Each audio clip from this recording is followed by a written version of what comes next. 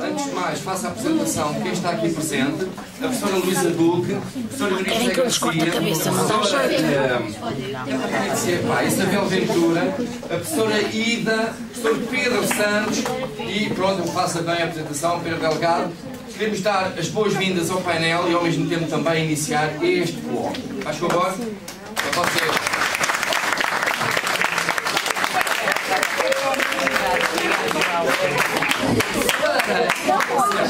Para fazer o contexto do que é que nós vamos ver, nada melhor do que começarmos um bocadinho com o próprio 25 de Abril.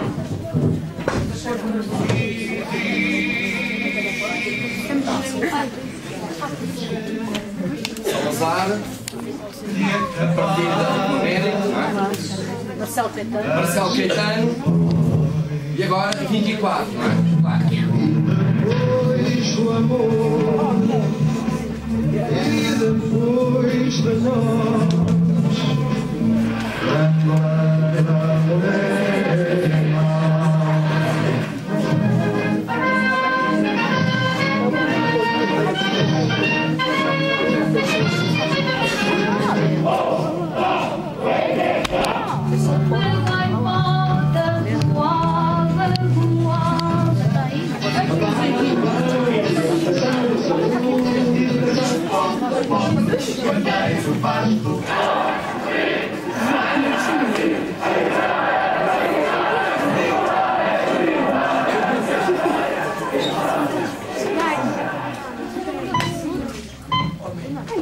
Como tudo começou?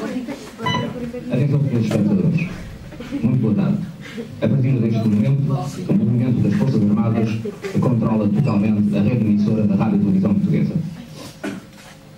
Na madrugada do dia 25 de Abril, o movimento das Forças Armadas Portuguesas, no decurso de uma ação conjunta, estabeleceu o controle da situação política em todo o país, após ter ocupado diversos pontos estratégicos, nomeadamente os ministérios, estações de radiodifusão e radiotelevisão, aeroportos e fronteiras. O movimento, que está cumprindo com êxito a mais importante das missões cívicas dos últimos anos da nossa história, proclama à nação o seu propósito de a libertar de um regime que a oprime há longos anos e de levar a cabo, até à sua completa realização, um programa de salvação do país e da restituição das liberdades cívicas de que vem sendo privado.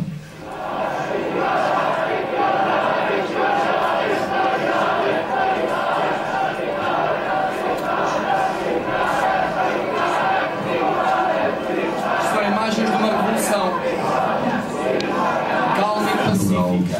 25 de Abril de 1974. Nunca uma tão grande explosão de alegria. Nunca uma tão grande celebração nas ruas, festejando a queda do regime. Uma mudança política que trouxe profundas consequências para o país e para o estrangeiro. Ao fim da tarde do dia 25 de Abril... Alguns estavam nas colónias. Como é que foi visto o 25 de Abril das antigas colónias? Outros estavam em determinados locais. Na zona centro de Coimbra, por exemplo, não é? A professora Isabel. Outros provavelmente em Lisboa. Estávamos em Lisboa, Pedro, estavas em Lisboa também? Não, estava no norte. No norte, pronto. Diversidade própria de situações. Vamos cá ver então como é que tudo isto começa.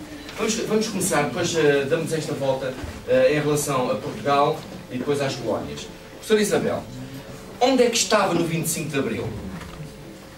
Ora bem, no 25 de Abril eu saí de casa de manhã, às 7 da manhã, sem saber de nada, e dirigi-me para Coimbra de autocarro, caminhoneta, como se dizia na altura, para a faculdade. Estava no meu primeiro ano de faculdade, saí de casa como nos outros dias normalmente, mas pelo caminho. Portanto, depois deram a notícia, quando cheguei à faculdade, nesse dia já não houve aulas. Portanto, estivemos, juntámos, colegas, ainda fomos muitos que chegámos à faculdade a comentar, toda uma grande surpresa, alegria por um lado, preocupação, mas também sem saber o que é que iria acontecer, porque ainda era muito cedo para saber. Estavam só a chegar as primeiras notícias. Pronto, não houve aulas nesse dia, regressámos a casa, regressámos todos.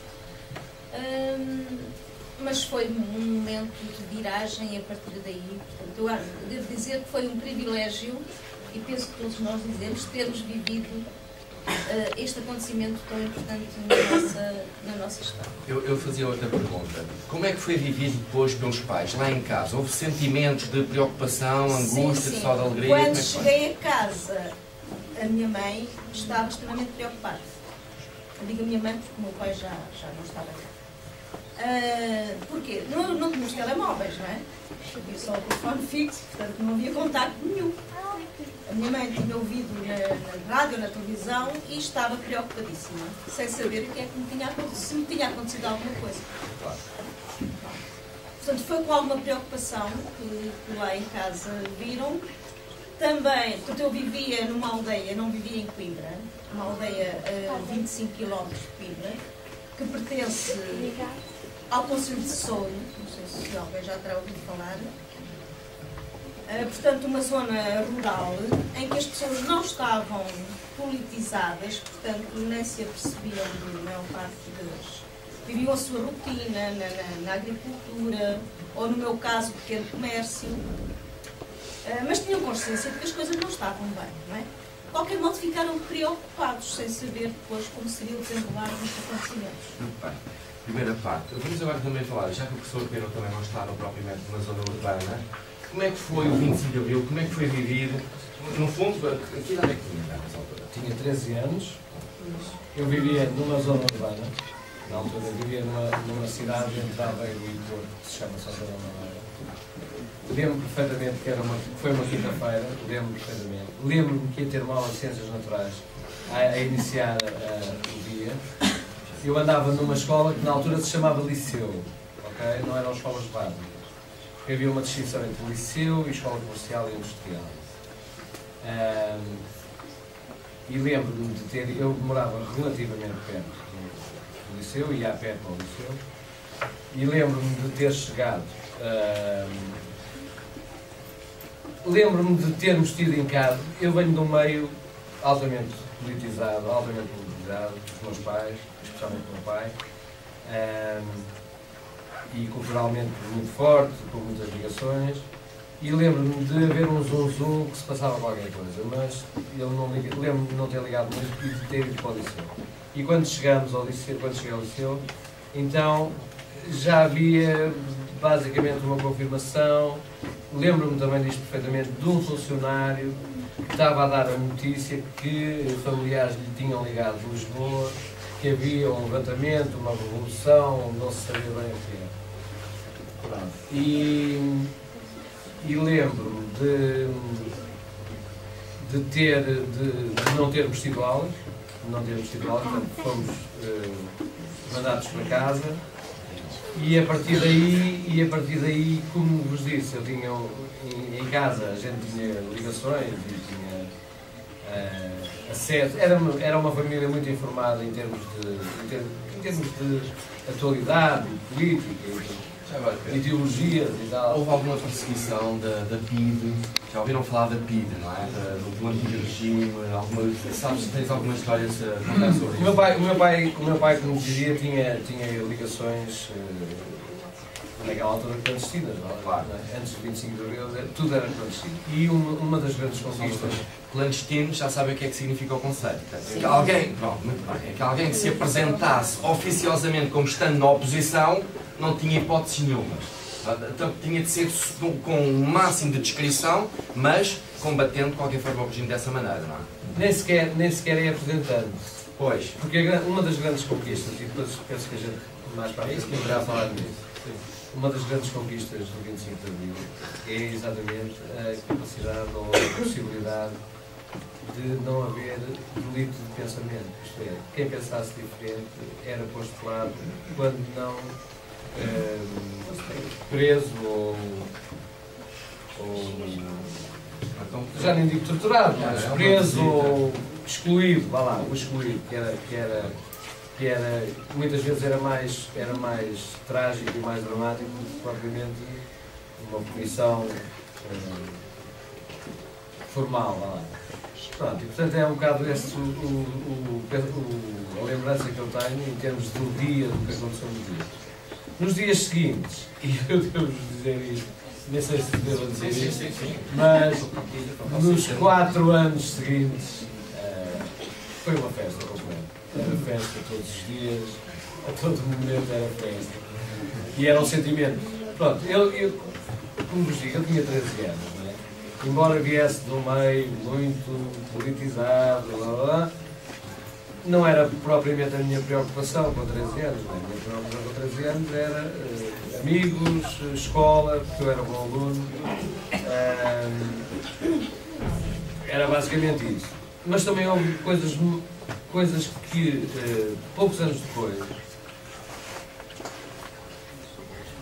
não é, a palavra não é eu me arrependi, mas acho que foram más, poucos anos depois. Eu vou-vos dar só um exemplo. Eu com 13 anos estava no 5º ano, antigo 5º ano, que este ano é o 9º ano, ok? Portanto, antigamente, que corresponde hoje ao 7º ano, era o 3º ano do liceu, 4º, eu já estava no 5º ano.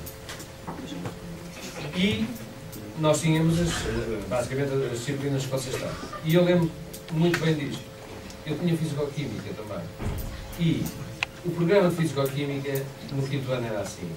No primeiro semestre, na primeira metade do ano, nós dávamos Física e na segunda metade do ano nós dávamos Química. Ok? Ora, com o 25 de Abril, deixamos de dar tudo que não dávamos de dar. Era festa, a gente ia para o liceu, ia para a escola, mas era festa, era mais uma reunião geral daqui, e mais uma reunião geral daquela, e mais uns cânticos daqui, mais umas canções daqui. E o facto é que eu no 5º ano do liceu nunca tive Química, ok? E depois nós tínhamos, acabava ali um ciclo, havia exames, na altura nós podíamos dispensar os exames. Eu nunca fiz exame, eu nunca fiz nenhum exame até chegar à faculdade, o que também foi um choque depois. Mas, para vos dizer isto, portanto, com o 25 de Abril, demos a Física no primeiro semestre, acontece 25 de Abril, nunca mais tivemos praticamente aulas, quer dizer, íamos à sala, íamos à aula, mas não dávamos matéria, até ao final do ano, portanto, nunca dei Química. Nunca dei Química. 6º e 7º ano, podíamos optar por disciplina, optávamos por várias disciplinas. Como eu não tinha tido Química, não optei por Química também. Okay? Chego à faculdade, curso de Educação Física, e uma das disciplinas era Bioquímica. Eu demorei 3 anos a fazê-la. Era um semestral de primeiro ano. E eu demorei 3 anos para fazer aquela disciplina. E gostou-me, tive que meter uns explicadores, tive que... Bom, não foi fácil. Portanto, para vos dizer que, na altura, era uma coisa... Na altura aconteceu um fenómeno que foi o seguinte. Foi muito conhecido na altura, toda a gente gostava muito dos alunos, mas que depois traz consequências, que eram as passagens administrativas. Toda a gente passava. Se não tinha tido aulas, passava administrativamente, isto é, toda a gente sabia que passava. E isto cria o quê? Cria uma das coisas que, para mim pessoalmente, é das grandes mágoas e das grandes coisas negativas que vem associada a muita coisa positiva, que é este sentimento de facilitismo que os portugueses têm. E de falta de exigência, e de falta de rigor, que se vê em pequenas coisas, em todas as coisas se consegue perceber. E esse, penso, é um dos fatores mais negativos, na minha forma de ver as coisas. Sim, senhora. Muito bem, já temos aqui então 2 casos, não é, que ocorreram propriamente fora de Lisboa, mas também quem estava em Lisboa, e Lisboa obviamente não é tudo, não é? O resto não é paisagem, como é natural, mas há outra percepção da coisa, porque foi aqui que aconteceu o golpe, não é? E a revolução. Doutora Maria José, onde é que estava no 25 de Abril, quando já esta manhã teve a ocasião de dizer, diga à vontade? Ele tem aquele... Onde é que estavas no 25 de Abril? Eu estava a dormir. A professora estava a dormir. Hoje a professora estava a dormir. Não, quantos anos é que tinha na altura? A professora já tinha 18 anos, portanto já estava na fase final da sua adolescência. Vivia na Avenida de Roma. Portanto, é fácil de ver que o ambiente propriamente da professora era um ambiente, vamos lá, da burguesia. Como é que foi o tempo seguinte, quando todos nós vimos aqui, não é? Este povo que vinha atrás dos burgueses, que ganhavam muito e o povo trabalhador não ganhava nada. Como é que foi vivido pela tua família? Como é que foram vividos estes... Aqui que o professor Pedro trouxe a atenção, não é? Um bocado de rebaldaria a seguir ao 25 de Abril. Como é que foi vivido pela tua família todo esse momento? A grande preocupação no 25 de Abril, o meu irmão tinha ido para Angola em 72, 73, não tenho ideia bem. E foi como militar? Não. Já não é como militar. Era o que eu vou contar. Não faz favor. Ele foi para Angola com um grande curso das tais chamadas cunhas para fazer a tropa como civil. Essa tropa havia muitos riscos. Guerra colonial. Guerra colonial. E, portanto, ele ia com grande crédito. Nós tínhamos um tio general que era do regime. E agora estou a conversar com os pobres. Não, mas ouça, vivemos em democracia, estamos à vontade de dizer. Portanto, a professora tinha um tio que era general adepto do antigo regime. Muito bem. Então, mas...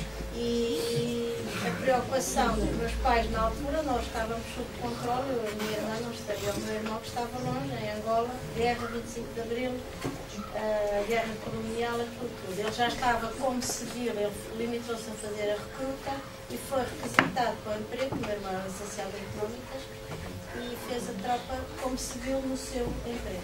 Era do crédito de seguro, foi aquele... Naquela época, punha os dinheiros dos... De qualquer forma, ele tinha algumas ideias... Mas o meu irmão era anti-Salazar. O meu irmão chegou a ser perseguido pela PIDE, porque os estudantes universitários... PIDE. Pois, de certa maneira, não é? Já que... Mas conseguiu... Económicas, que era uma faculdade bastante agitada. Ele não tinha era culpa de ter um tio que protegeu na altura para ele não fazer a tropa. Fez a tropa como civil, requisitado à tropa, fez a tropa como civil em Angola. Portanto, ele no 25 de Abril estava em Angola. Nos anos seguintes, já agora, aproveitando este caso, nos anos seguintes, tendo atenção o irmão e tendo atenção o tio, depois de feito o pré, que foi o processo revolucionário em curso, não é? Portanto, onde houve a ocupação das casas, a ocupação das fábricas, os patrões eram postos na rua com um pontapé. Estou a perceber o que é que aconteceu. Chegaram a falar alguma vez, a dialogar, para onde é que ia este país, por que razão é que as coisas estavam a acontecer assim tão depressa, porque uma revolução é uma mudança. Entretanto, o meu tio faleceu, já depois do 25 de Abril, mas em cima do 25 de Abril. O meu irmão sempre nos funcionários, nós mais calmos. Como convinha, não é? Como duas damas da vida como tu dizes. Portanto, os meus pais continuaram a sua vida. A minha mãe era professora, o meu pai era comerciante na Baixa, tinha um escritório. Os pais sentiram algum receio por aquilo que era o 25 de Abril? Sim, tiveram um certo medo do que é que poderia acontecer, não é? Há uma coisa que vocês têm de perceber, e já agora vamos falar com um antigo soldado. Esteve no 25 de Abril. O nosso amigo Sr. Simão. Já vamos contar este pequeno episódio, já vai dar o seu depoimento, mas há uma coisa que vocês, nos filmes que vão ver amanhã sobre a Revolução, sobre o Salgueiro Maia, para mim... Para a semana. Sim, está bem, para outra semana, mas amanhã, de certeza, na televisão, com o 25 de Abril, vão passar filmes sobre 25 de Abril. Há Há um pequeno episódio que marca a nossa Revolução, pelo menos é a minha ideia, e estamos aqui abertos democraticamente para contestar aquilo que eu vou dizer. Mas é quando o artilheiro da torre, na Rua do Arsenal, se recusa a obedecer a ordem do brigadeiro. Agora passa-me o nome, Albuquerque, não sei. O brigadeiro afeta o regime, manda o artilheiro da torre disparar sobre o Salgueiro Maia, tinha uma granada na mão, mas o que é que aquilo ia dar? E o artilheiro recusa. Há uma fotografia dele a morder os lábios, não é? O Salgueiro a morder os lábios, porque se os soldados se recusam a combater, é porque a revolução está a ganhar. É só o tempo que resta, como aconteceu depois, quando vão para o Carmo, saem do Terreiro do Paço, vão para o Carmo cercar o Marcelo e, ao fim do dia, não é? Praticamente há a rendição que vocês viram aqui há bocadinho. Mas, como é que tudo mais se passou? Então, Simão, o que foi o seu 25 de Abril? O que é que recorda? O que é que aconteceu? O que é que houve? Que sentimentos teve? Partilhe. Eu até me estou a arrepiar só a falar nisso. É evidente, não é? De certa maneira viveu a história. Era militar.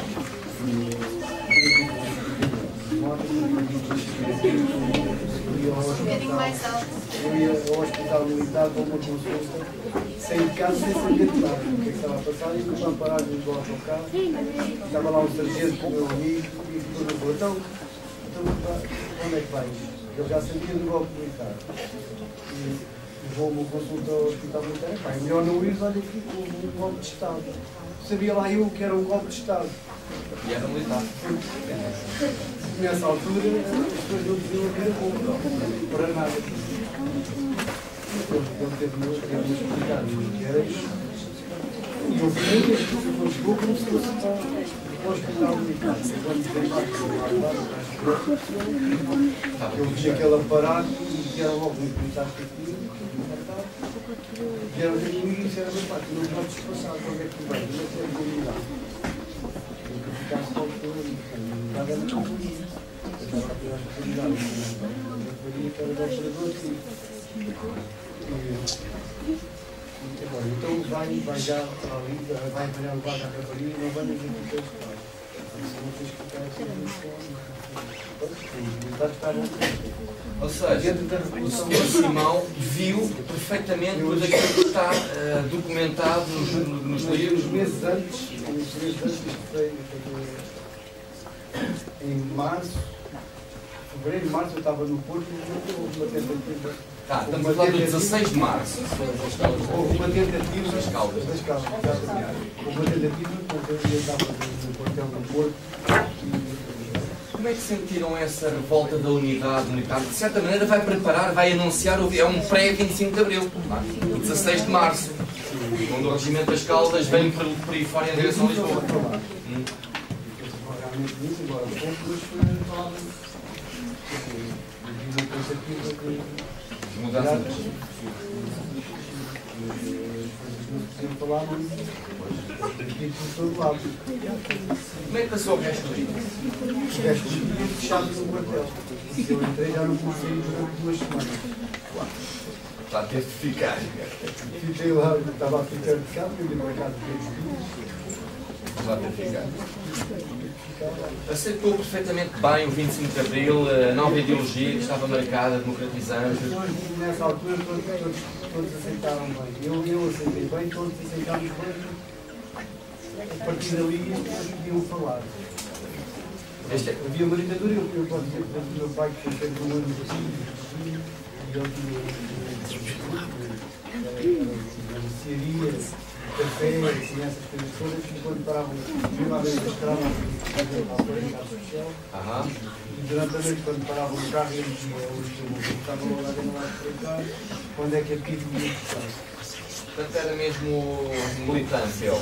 Ele era mesmo daqueles que falavam que ele estava lá na televisão e ele falava sem medo. E havia lá 2 pits, ele conhecia bem, e acabou. Um foi o que iniciou a profissão, o eletricista, e estava sempre à espera.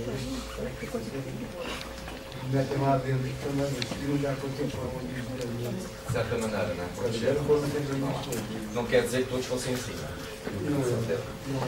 Muito bem, sim senhora. Muito bem. Agora, o nosso tempo está avançado, não é? Nós também não podemos estar assim muito, porque estas coisas são assim. Só que o 25 de Abril também foi projetado para as colónias. E nas colónias travava-se a guerra colonial. Portanto, o regime não queria conceder a independência às colónias, percebe-se, não é? Portanto, vinham de lá muitas matérias-primas, vinha de lá muita riqueza, e o nosso país era um país, de certa maneira, pobre. Vejam a imigração que se estava a fazer sempre, todos os anos. Portanto, não se podia abdicar livremente de Angola, Moçambique, embora da Guiné já se começasse a pensar em deixar aquilo ir, não é? Só que havia muitos portugueses em Angola e Moçambique. Como é que foi vivido o 25 de Abril por todos esses que lá estavam? Professora Ida, partilhe connosco o que foi o 25 de Abril em Angola, não, em Moçambique, em Angola. Partilhe, diga quais foram as apreensões que causou na comunidade portuguesa partilho o seu depoimento com todos nós, não é? Reparem, pouco em Moçambique ascendem à independência e nesse ano de 75 há uma ponta aérea onde 500 mil portugueses, 500 mil, são obrigados às vezes a saírem de Angola e Moçambique com isto, com a camisa, para salvar a vida. Como é que foi o 25 de Abril, Santiago? Isto é dramático, esta parte, não é? Olha, eu fui para Angola com o meu pai e a minha mãe. Na altura era filha única, hoje somos 3 irmãos. Mas na altura os meus 2 irmãos já nasceram lá. Mas eu não. Mas tinha 2 anos de idade quando para lá fui. Meu pai era comerciante e tinha também, ao tempo, uma fazenda de gado e uma fazenda de café. Quando foi o 25 de Abril, em Angola vivia-se um pouco, quer dizer, a PIDE não tinha em Angola, do meu ponto de vista, a mesma força que tinha aqui no continente. Não tinha. Era mais, como é que eu ia dizer? Soft. Era mais soft. Prendia pessoas, claro que sim. Avisava algumas vezes. Havia assim um grupo de pessoas de quem era amiga, olha, não faça isso, não torna a falar. Havia, por exemplo, para ouvirmos notícias contra o regime, só havia rádio. O meu pai como é que as ouvia? Era com as portas e as janelas de casa todas fechadinhas, eu lembro-me disso, e ouvia-se ao baixinho, para que cá fora ninguém ouvisse que estávamos a ouvir, na altura, o noticiário via Brazzaville. Como Brazzaville, estão a compreender? Portanto, era assim, mas não se sentia a opressão tão forte como era aqui em Portugal. Não se sentia. Havia muitas coisas diferentes. Por exemplo, há uma coisa que me surpreendeu bastante quando cheguei aqui a Portugal. Eu só cheguei em 86. Notem que eu passei lá o 25 de Abril, passei a independência de Angola, que foi a 11 de novembro de 75, passei lá isso tudo, uma guerra tremenda, não é? Assisti ao regresso dos chamados retornados, que vocês até certamente ouviram falar, assisti isso tudo, mas eu tinha casado, tinha acabado o curso em 75, eu e o meu marido é engenheiro civil, e eu tinha acabado o magistério, resolvemos casar. Tínhamos então 23 anos, ou seja, quando foi o 25 de Abril, eu tinha 22, estava no último ano de magistério primário. E então, nós resolvemos ficar e ficamos até 86. Tenho 2 filhos que nasceram lá, depois da independência. Em 86 resolvemos voltar porque não havia melhoras. E como não havia melhoras, resolvemos regressar a Portugal. Meu marido é angolano, também nasceu lá. Que mais é que... uma coisa que eu vos queria dizer. Quando cá cheguei, houve muitas coisas que me surpreenderam. Por exemplo, as nossas escolas lá não eram separadas o masculino do feminino. Não, senhor. Lá sempre foi tudo junto. Não havia essas separações. E havia muitas coisas que eram diferentes daqui. Que eu estaria aqui a tarde inteira a contar-vos e a falar-vos dessas coisas. Um dia, se calhar, poderei falar. Hoje não temos tempo. Nos 50 anos. Mas olha, só antes de passarmos um bocadinho a palavra para a Luísa Duque, que até mais um bocadinho todos nós aqui na altura, não é? Mas como é que foi o 25 de Abril por muitos dos portugueses que lá estavam? Foi vivido com, assim, uma coisa muito longe. Estava a passar-se, mas muito longe. Não havia o receio de... Com um grande receio de como é que as coisas iam ficar, sobretudo nas ex-colónias. E deu a guerra por dentro, não é verdade? E as independências, eu tenho que dizer isto, foram mal conduzidas pelos governantes da altura, foram mal conduzidas, não protegeram os portugueses que viviam nas ex-colónias todas, houve inclusivamente um massacre, eu digo mesmo isto, um massacre em Angola, em Moçambique, em Timor, em todo o lado, houve um massacre, por culpa, não dos angolanos, não dos moçambicanos, não senhor, foi por culpa do governo português da altura, que não soube conduzir. Os militares portugueses que lá estavam e deviam ter ficado até à hora dos portugueses todos regressarem, isso é que tinha sido, e não. A ordem de Lisboa foi que os militares regressassem todos e os portugueses que lá estavam foram pura e simplesmente abandonados ao Deus dará. Isto é, como nós dizemos, um depoimento pungente, ou seja, tocante, porque, como aconteceu, não é? 500 mil tiveram de regressar a toque de caixa quando não havia necessidade disso. Muita desgraça, muita coisa aconteceu, não é? E pronto, e cada um, se calhar, os vossos familiares devem perceber isso também, nessa época. Também tive dois tios no Rio, também vieram. Um deles tem uma história riquíssima, porque ele saiu pela África do Sul. Meu pai também saiu pela África do Sul. Foi integrado numa daquelas grandes colunas, porque a partir de certa altura os portugueses colonos tiveram de se safar de maneira fosse, uma vez que não havia proteção da tropa portuguesa. Então agruparam-se em colunas de 10, 20, 30 veículos, puseram o máximo de coisas, porque eles estavam a deixar lá tudo, tomem nota, na vida inteira estavam a deixar tudo para trás, para preservar a vida deles.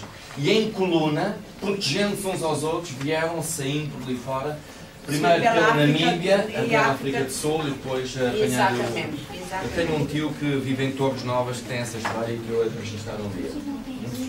Muito bem, estão a ver que foi muito importante para Portugal, mas não foi, e também foi muito importante para outros, mas no sentido contrário. Quer dizer, também foi importante a liberdade. A liberdade é importante, não é verdade? Não, eu não estou a dizer que não foi. É importante. Simplesmente, os governantes da altura não conduziram as coisas de maneira a que fosse bom. Não foi bom nem para os portugueses que lá estavam, mas também não foi para os angolanos. Porque não vos passam pela cabeça as mortes que houve. Bem mais do que durante toda a guerra colonial. É muito triste dizer isto, é muito triste, mas esta é a verdade. Isto é a história do nosso tempo. Muito bem.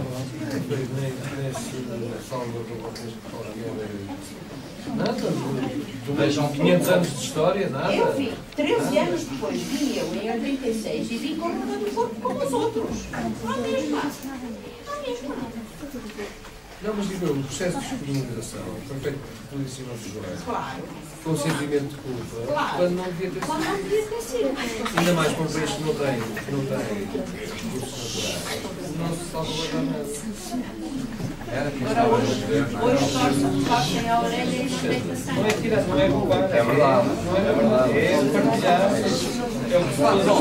É óbvio que alguns dos 40 anos que passaram, hoje podemos fazer esse aspecto crítico, mas já nessa altura eu lembro que se fazia, sobretudo quando eles estavam a ouvir sem nada. Bom, o nosso tempo não é elástico. Vamos concluir com o depoimento que a professora Luísa Duque, na época com 8, 9 anos, 8 anos, para ter assim os mais novinhos têm de ser os últimos a falar. Alguém tinha? Aliás, que eu ainda não falei, não é? Professora Luísa, o seu depoimento, onde é que estava no 25 de Abril? Bem, eu vivia na margem sul, em Almada, tinha o rio separado da outra margem, e tinha 8 anos na altura, e lembro-me que não me lembrava propriamente, tinha sido uma quarta-feira, mas tinha muita coisa, eu tinha a ideia que era uma quarta, mas pronto. Então era da tua zona, porque na minha acho que até amanheceu assim com um dia bonito, pelo menos tinha essa ideia. Pronto, fui para a escola, eu sempre gostei muito da escola, e aliás costumo dizer que os professores são aqueles alunos que gostaram tanto da escola que decidiram ficar na escola para sempre. E sempre que, pronto, ia para a escola ia muito feliz. Embora não fosse propriamente uma fase muito feliz da minha vida, porque os meus pais, exatamente, pronto, por esta situação política que se vivia e pronto, e económica, estavam imigrados na Alemanha. O meu pai foi primeiro e a minha mãe foi posteriormente, e foi uma fase difícil para mim porque eu fiquei com os meus avós paternos e pronto, não era a mesma coisa, obviamente. E então eu estava numa aula de... começámos a trabalhar geografia, recordo-me, e entretanto a professora recebe, pronto, por parte de uma funcionária, pronto, um aviso, quase que um segredo, ficou extremamente apreensiva, com um semblante completamente alterado. Nós vimos logo que era alguma coisa grave. Pensar, pronto, eu pessoalmente até pensei em alguma situação que tivesse ocorrido, pessoal, com a professora, com a família, qualquer coisa. Quando ela nos diz com um ar muito grave que tínhamos que ir para casa, a escola iria ser encerrada porque tinha acontecido um golpe de Estado em Lisboa feito por militares. Tal e como o meu colega Pedro, eu também não sabia o que era um golpe militar, até porque havia uma série de palavras que eram proibidas. Mas militares assustou-me, apavorou-me. Eu pensei, os meus pais estão na Alemanha, meu Deus, vai haver uma guerra. E eu nunca mais vou ver os meus pais. Portanto, estão a ver o que isto provocou.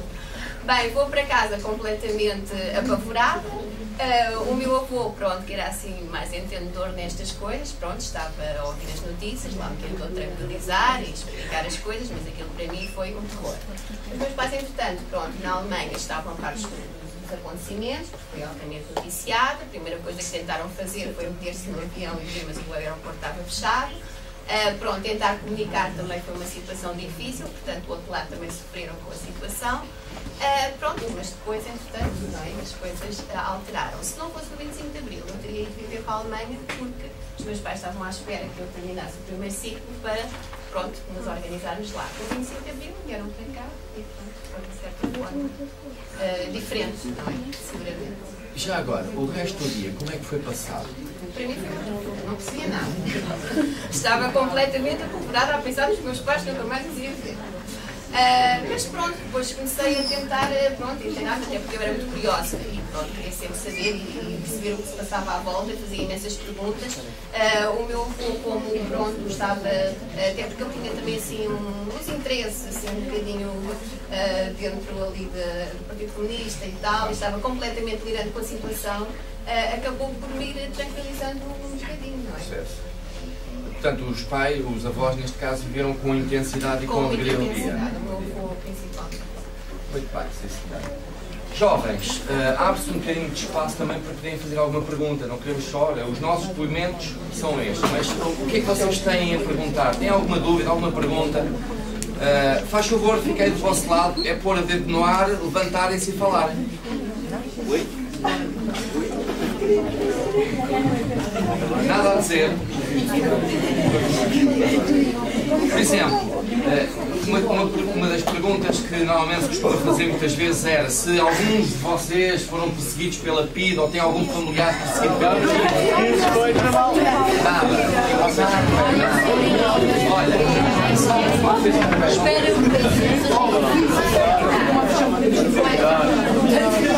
é que ainda não ouviram o meu depoimento.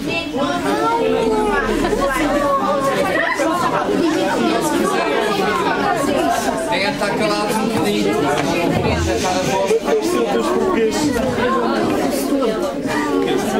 Não querem? Vou contar uma história. Não estar a repetir da parte da manhã, não é? Portanto, quando uma vizinha minha, às 5h30, veio correr para tocar na minha porta, a dizer para eu não ir para a escola que estava a haver um golpe de Estado. Eu, por acaso, tinha a noção do que era um golpe de Estado. Porque, em 73, Pinochet tinha feito um golpe de Estado no Chile e aquilo estava a dar muita bronca, muita problemática. E aí tive algum receio. Golpe de Estado, ainda para mais ela disse aquilo com uma voz tão aflita que vocês nem imaginem o que é que isso significou para um puto de 11 para 12 anos. Pá, mas porra, não há aulas. Isto para mim acabava por ser importante. Eu falava, nós éramos todos alunos, de certa maneira, não é? Mas o giro depois foi no mês de maio, quando nas RGAs, reuniões gerais de alunos, os plenários, porque entretanto o pessoal começou-se a mobilizar, e vai-se decretar, não há aulas ao sábado. Nós tínhamos aulas ao sábado. Vocês também não têm, não é? Mas nessa altura tínhamos aulas ao sábado e deixou de ser. E outro pormenor importante,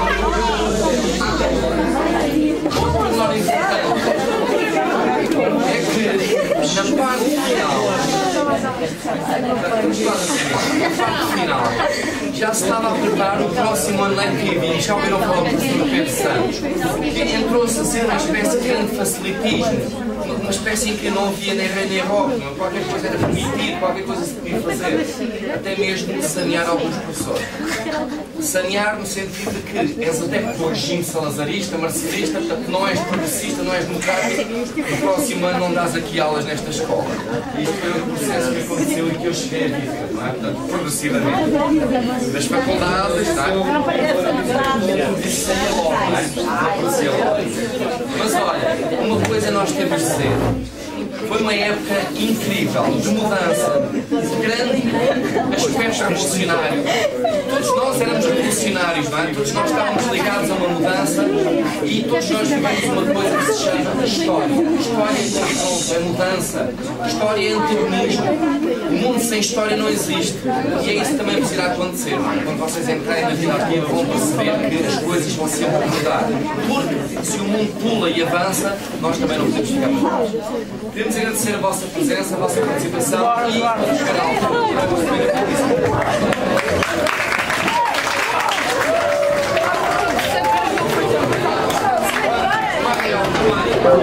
o movimento das Forças Armadas. As Forças Armadas portuguesas apelam para todos os habitantes da cidade de Lisboa no sentido de recolherem as suas casas, nas quais se devem conservar com a máxima calma. Esperamos sinceramente que a gravidade da hora que vivemos não seja tristemente assinalada por qualquer acidente pessoal, para o que apelamos para o bom senso dos comandos das forças militarizadas, no sentido de serem evitados quaisquer confrontos com as Forças Armadas. Tal confronto, além de desnecessário, só poderia conduzir a sérios prejuízos individuais, que enlutariam e criariam divisões entre os portugueses, o que há que evitar a todo custo. Não obstante a expressa preocupação de não fazer correr a mínima gota de sangue de qualquer português, apelamos para o espírito cívico e profissional da classe médica, esperando sua ocorrência aos hospitais, a fim de prestar eventual colaboração, que seja, aliás, que se deseja, sinceramente.